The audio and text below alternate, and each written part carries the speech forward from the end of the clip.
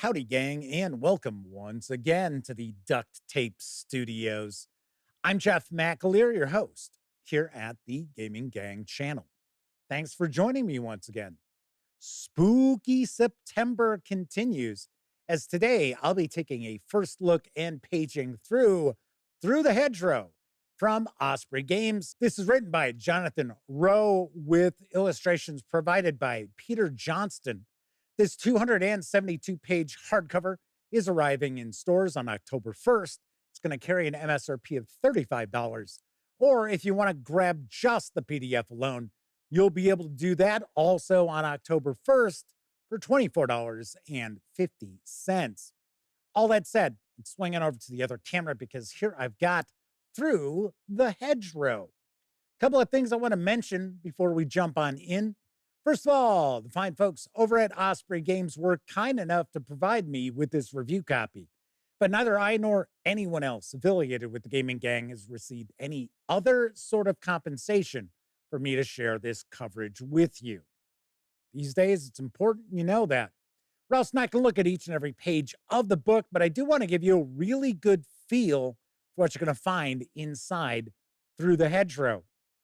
Now, I'll be very honest. I really know nothing about this outside of a little bit of the sell sheet information I saw from Osprey Games, but my interest is piqued. This looks really different, really unique, and this just showed up. I ran downstairs here into the Duct Tape Studio so I could shoot this video for you, and I am going to do my very best to get you a review before this arrives in stores on October 1st. All right, let's take a look at the back here. This is a role-playing game of rustic fantasy. As Knights of the Briar Company, you are champions of the light, charged with protecting the innocence of the land against the agents of the dark who seek to corrupt it. This eternal battle is fought throughout history, from the war-torn Dark Ages in the 17th century to the upheaval of the Industrial Revolution in World War II. As one of the Fae, sorcerous birds, animated scarecrows, intelligent spiders, and other beings, you may be sworn to defend humanity, or as a mortal marked by destiny and plucked from your own time, you might be caught up in this struggle. One way or another, you must step through the hedgerow to face the darkness. Through the Hedgerow is a fantasy role-playing game of time travel and supernatural adventure set in the hidden world of the countryside. Its innovative checks and challenges system encourages players to contribute to the unfolding narrative, making wits, imagination, charm, and mysticism as important to overcoming problems as combat. Seek out powerful magical treasures, safeguard legendary locations, and outwit and outfight the servants of the dark. Wicked Fey lords, fanatical witch hunters, scheming hags, and the brooding raven Margrave, whose undead hordes bring terror in the night. I gotta say, from the illustrations I have seen from Through the Hedgerow, very impressive. Really like those a lot. All right, let's jump on inside, see what we have got. So we've got our contents. Welcome to the Hedgerow. The light calls for heroes. This looks like this might be our character creation section. Of ancient ways. No doubt how to play the game. By paths forgotten. It's like equipment, schemes, casting spells. The darkness replies. Seems to be our bestiary. Mapping the old shires. So we've got different ages, which are when this game takes place. Ancient and reborn. The adventure is yours. Take a guess. That's going to be an introductory adventure. We've got 3 appendices and then a character sheet, challenge checklist, and our credits page. All right, let's jump on in. Okay, so looks as if the font is designed to look sort of like a late 18th century book. Okay, that's interesting. I have to say, I'm curious if that makes this more difficult to read. Well, that's another different font too. Okay, let's see. How to pass through the hedgerow. Through the Hedgerow is a fantasy role playing game in which you take on the role of magical adventurers who travel through time, visiting the woodlands, fields, villages, and towns of the old shires to oppose evil forces at work in history. Okay, it seems all right. I was a little concerned for a second because one aspect of a role playing game book, which is important, is being able to read that book. Sometimes some fonts make it difficult, but it looks like this should be fine. The Briar Company of Sky and Furrow, for ages, perhaps forever, two great forces have battled each other, the light and the dark. The light claims to stand for the highest hopes of humanity and civilization. That's an interesting way of putting it. It, it claims. Whereas the dark tears down those hopes and promotes misery instead. In some centuries, the light is in the ascendant and humanity flourishes, while in others, the dark destroys everything that people have created. For 4 time periods, we have the Age of Swords, the first age, the 19th century, Age of Plagues, second age, the 17th century, the Age of Steel, which is the third age, the early Victorian era, as well as the Age of Thunder, which is the fourth age, which is the Second World War. I will say that it looks like there are some typos. So as an example, here it said, well, in other like centuries where it should have been well in others. Then I notice one of the ages isn't bolded. Nothing that really jumps out, but I did notice that as I was reading through this. And then we have the dark, and their faction is the Nemesis. So we do have humans, we do have Fae. We've got some abbreviations and terminology. So we have quality dice, peril die, resolve die, wits quality die, virtue quality die. So it looks as if we might have 6 attributes and then a couple other dice. The light calls for heroes, in which is introduced a cast of heroes of demeanor strange yet purpose brave, some of human and some of otherworldly origin. Okay. So here's our character creation. So we're going to have gentry, which I guess is kind of our heritage species, something like that. So we have the Bugabers, Flayboglins, Heathen Clerks, Hodkins, Motleys, Owsels, Tomnoddens, Waifs, and Warlocks. Okay. Then we have Resolve Dice. So we've got a Resolve Die. I should say it's a Resolve Die, a Resolve Bonus. We have Humors, which are broad areas of talent. Arcane, Crafty, Martial, Renowned, Subtle. We have Beginnings, Powers. We have a Doom, which is our inevitable, tragic, or bittersweet end. We have an inventory of equipment. Some characters will have a grimoire. And you also have quality dice. So it defines your player character's main abilities. The bigger the die, the better you are at something. So I'm going to take a guess that we probably have some sort of a target number that we're looking to roll. We're looking to probably meet or exceed. So it says choosing the size of your main 3 quality dice, which is charm, might, and wits. You can have all 3 as D6, or you can have one at D4, the other at D8, while leaving one at D6, it appears. Then we have 3 other quality dice at fixed values. Doom, Grimere, which is our magical ability, and virtue. So I think looks like Doom might be a D4. The Grimere, it's like it's a D6, and virtue is a D6. It says you also get a D4 reward die that you only roll at the end of an adventure. Okay. Interesting. Of course, a little bit later on, once we get, I think like page 62 or something, it looked like we had the rules of the game. So this looks like these are our gentries, I think they said it was. So we had the bugaboo. Oh, geez. That's pretty wild. Well, they're obviously a fae. So we've got 6 pages, including the illustration devoted to each of the gentries. We have a Flayboglin, which is the animated scarecrow, I guess. Heathen clerks, mortals. Yes, those are mortals.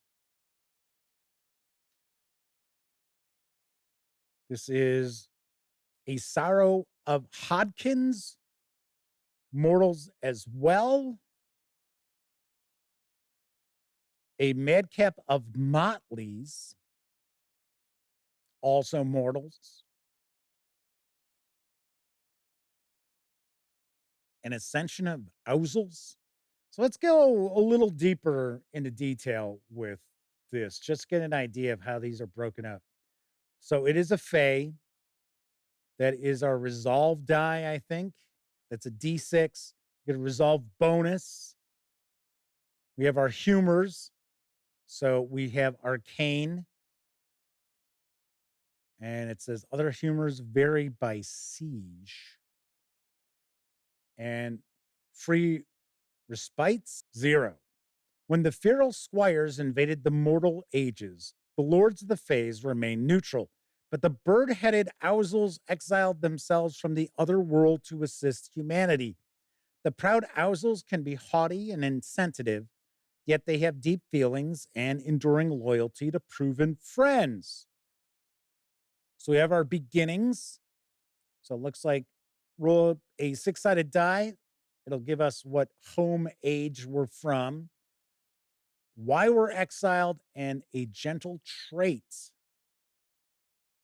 So we've got powers, avian form, scion of a siege. Your siege is the noble house to which you belong and grants you an affinity with particular birds, special abilities, and humors, as well as your spell focus. Interesting that it's called a siege. So it's telling us the various different birds like buzzards, blackbirds, wrens, storks, thrushes, falcons, robins, and owls. And then we have our gentle virtues. Companion on the wing. A willing companion may assume bird form with you.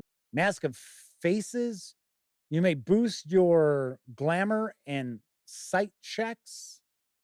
Well, I guess your quality die. So you can boost it up to the next die size, I guess. So we've got a loom of Tom Noddens. They are enormous spiders who disguise themselves with long coats, hoods, hats, and goggles. This is really interesting. A flotsam of waifs, obviously. Those are mortals, but they're kids. An oddity of warlocks. They are sorcerers whose grimoire is alive and intelligent with a weird agenda of its own. Your grimoire might be a talking book or cat, a crystal ball, a typewriter that taps out messages, or any number of other things. Only creatures with the sight can hear your grimoire talking. I think that was it, right? Yep. So then we get into virtues, which are extraordinary powers. It says if you have a humor, you start with one virtue with a matching type. So we have arcane and craft, and it looks like you roll a 10-sided die to determine what that virtue is. We have the doom. Every Briar Knight has a doom hanging over them, the closeness of which is represented by your doom die, starting at quality die 4. As the die advances, your doom gets closer. And then it says Tarot card. with a 20-sided die for just randomly generating it. So even though it says they're cards, doesn't look like it's really a deck. That's interesting. All right, so here we have the mechanics of the game. Checks and challenges. Resolve represents your spiritual, physical, and emotional strength. At the start of each adventure, roll your resolve die and add your resolve bonus. That is your starting resolve. When your resolve drops to 0, you're defeated. You restore 1 point of resolve when you take a breather, and all of it back to its starting score when you take a respite. It says a check is a quick way to find out if you avoid a problem, like diving out of the way of a charging boar or resisting a spell, or if you accomplish something simple, like kicking down a door on your first try or leaping over a chasm. To perform a check, roll your check die, and the judge rolls the peril die. You're trying to match or exceed the peril die with your roll. Aha! So you're actually rolling against the game master. The peril die is typically a D6, could be a D4 in situations that are in your favor, or larger when the odds are against you. There are some circumstances where the nemesis die is used as well as the peril die. Okay. Then we have challenges. The judge, I guess that's what they're calling the game master here, can call for a challenge for anything from hiking through woods to battling a pack of bloodthirsty barghests. Every challenge has a peril die and a threat level. Some challenges also have scope and hazards. I got to be honest, I thought this was going to be a pretty rules light game. It does not appear to be that case. Not to say that this is overly complex, but there is quite a bit going on here that it looks like the judge would have to be aware of. So we have the peril die, the threat level, the scope, which is the scale of the challenge, which could alter the peril and threat level depending on whether it overwhelms the player characters. We have enemy humors and hazards, and we have deadly challenges. And then we have soak dice. A soak die deducts its result from the peril your character suffers. You can roll as many soak dice as you like and choose the highest scores. However, most dice exhaust after you roll them, so you won't be able to use them again during this challenge unless they are unlimited. All right. Moving right along. So the judge sets a threat level and peril die for the challenge and decides if any hazards or enemy humors apply. We've got combat challenges, multiple enemies, disengagement and escape, success and defeat. So it looks like you probably lose resolve when you are defeated by a challenge or a combat challenge. So here we have the rests,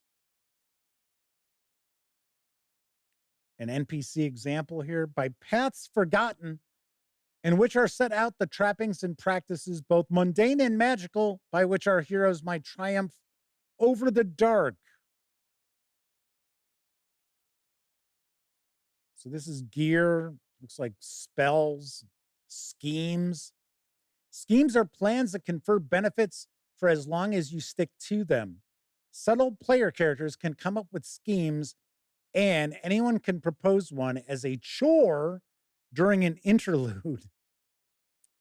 There is a lot going on in this game, I can tell you right now. And then it looks like we have our spells broken by suits, the suit of cups, healing, cleansing, understanding, and sensing,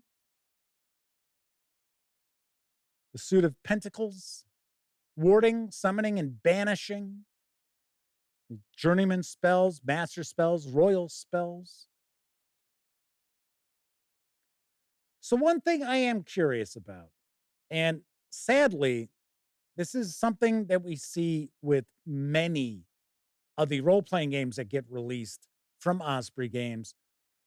They're interesting, they're well received, and then we never see anything from them ever again. We never see any support for them. I'm hoping that's not the case here because this does look very unique. It's like this is the bestiary section here. Sadly, it doesn't look like we really have any illustrations here. So I did see we had vampires and ghouls. So we might get into some additional details. Maybe this is broken up by type because we have beast spy, dark druid,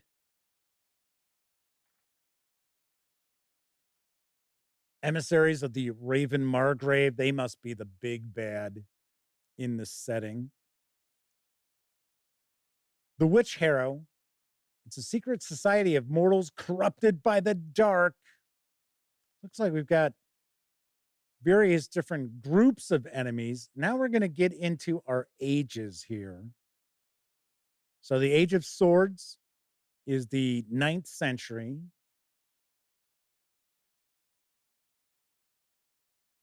Then we get into Age of Plagues, which is the 17th century. So it gives us a little bit of a breakdown. Talks about mortals in the Age of Plagues, supernaturals in the Age of Plagues. We get some random plot hooks, 20-sided die. Then we get traits of the Age of Plagues with an 8-sided die. Age of Steel, which is the early Victorian era. And then the Age of Thunder, I think it was, is World War II. Yep, Age of Thunder. So we've got these.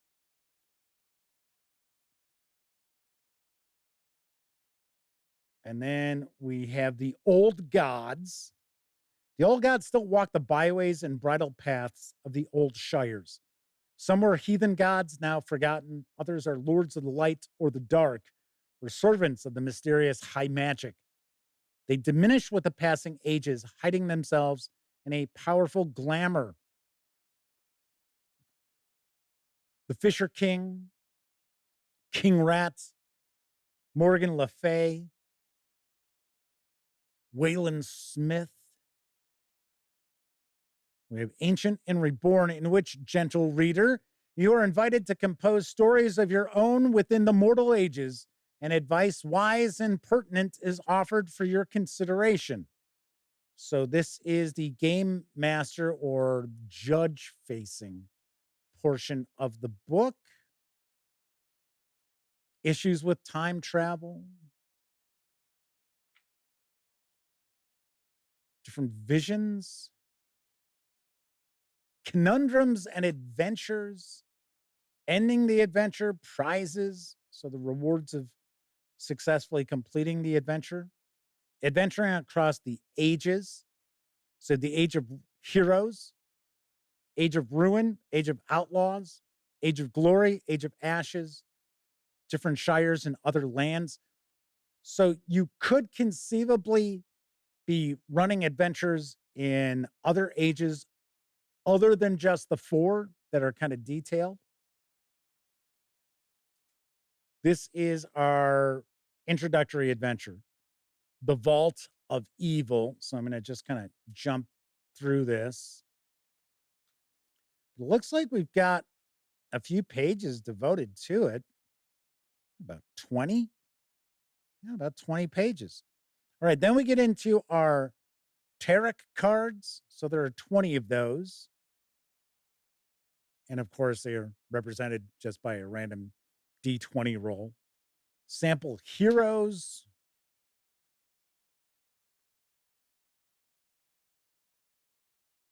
It's like we've got some sample fake characters. An example of play, real quick example here. And I think we'll get our credits page, right? Here's our character sheets. I think this is our checklist. Oh, there it is. Challenge checklist there. And then we've got our credits for Jonathan Rowe and Peter Johnston, and some acknowledgments as well. Curiouser and curiouser, I must say. So I'm going to be diving on into this and reading this very shortly because as I mentioned previously, I want to get you a review of this before it arrives in stores. So that is a relatively detailed first look at Through the Hedgerow from Osprey Games. Once again, this will arrive in stores October 1st. The hardcover will carry an MSRP of $35, while as you can grab the PDF for $24.50. All right, and stay tuned. I will have a review in the not too distant future. That's it for this time out. If you like the video, by all means, please give it a quick thumbs up. Subscribe to the Gaming Gang channel if you haven't already. And if you do subscribe, don't forget, ring that bell, because it'll not only let you know when I share videos such as this first look, it'll also inform you when my live stream, the Gaming Gang Dispatch, airs Tuesday, Wednesday, and Thursday evenings right here on YouTube at 7 p.m. Central. Of course, when you're not watching videos on the Gaming Gang channel, be sure to visit gaminggang.com for all latest in tabletop gaming news, reviews, and a whole lot more you are not going to find here on YouTube. You know the drill. Get your geek on at thegaminggang.com. Thank you very much for watching. Once again, I'm Jeff McAleer, and until I see you next time, I certainly hope all of you get to enjoy plenty of great gaming with your gang.